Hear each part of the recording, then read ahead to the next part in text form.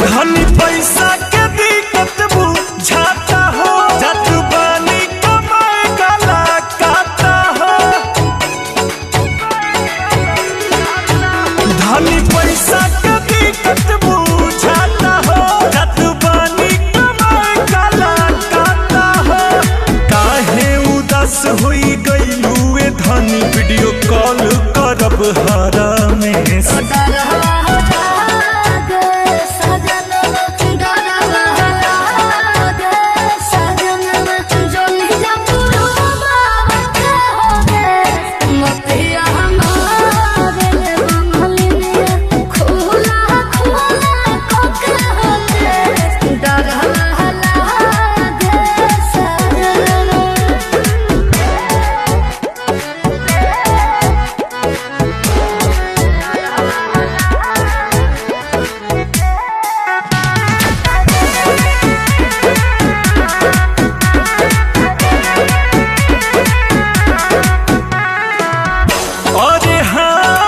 सोना ऐसा सोचा ना बतिया हो, कब ना भुलाइब तोहार सुघर सुरतिया हो।